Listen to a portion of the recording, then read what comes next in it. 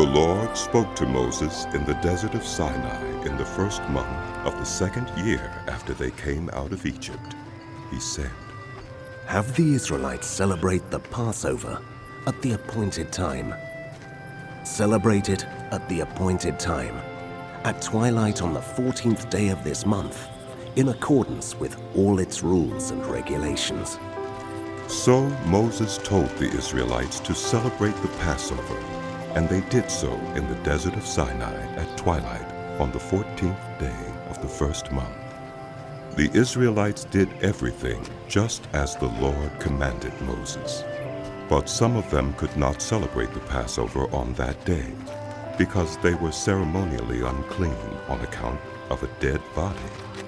So they came to Moses and Aaron that same day and said to Moses, "We have become unclean because of a dead body. But why should we be kept from presenting the Lord's offering with the other Israelites at the appointed time?" Moses answered them, "Wait until I find out what the Lord commands concerning you." Then the Lord said to Moses, "Tell the Israelites, when any of you or your descendants are unclean because of a dead body, or are away on a journey, they are still to celebrate the Lord's Passover. But they are to do it on the 14th day of the second month at twilight. They are to eat the lamb together with unleavened bread and bitter herbs. They must not leave any of it till morning or break any of its bones. When they celebrate the Passover, they must follow all the regulations. But if anyone who is ceremonially clean and not on a journey fails to celebrate the Passover, they must be cut off from their people for not presenting the Lord's offering at the appointed time. They will bear the consequences of their sin. A foreigner residing among you is also to celebrate the Lord's Passover in accordance with its rules and regulations.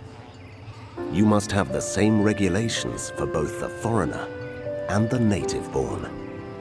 On the day the tabernacle, the tent of the covenant law, was set up, the cloud covered it. From evening till morning, the cloud above the tabernacle looked like fire. That is how it continued to be. The cloud covered it, and at night it looked like fire. Whenever the cloud lifted from above the tent, the Israelites set out. Wherever the cloud settled, the Israelites encamped. At the Lord's command, the Israelites set out, and at his command, they encamped. As long as the cloud stayed over the tabernacle, they remained in camp. When the cloud remained over the tabernacle a long time, the Israelites obeyed the Lord's order and did not set out. Sometimes the cloud was over the tabernacle only a few days. At the Lord's command, they would encamp, and then, at his command, they would set out. Sometimes the cloud stayed only from evening till morning, and when it lifted in the morning, they set out. Whether by day or by night, whenever the cloud lifted, they set out. Whether the cloud stayed over the tabernacle for 2 days, or a month, or a year, the Israelites would remain in camp and not set out. But when it lifted, they would set out. At the Lord's command, they encamped, and at the Lord's command, they set out. They obeyed the Lord's order in accordance with his command through Moses.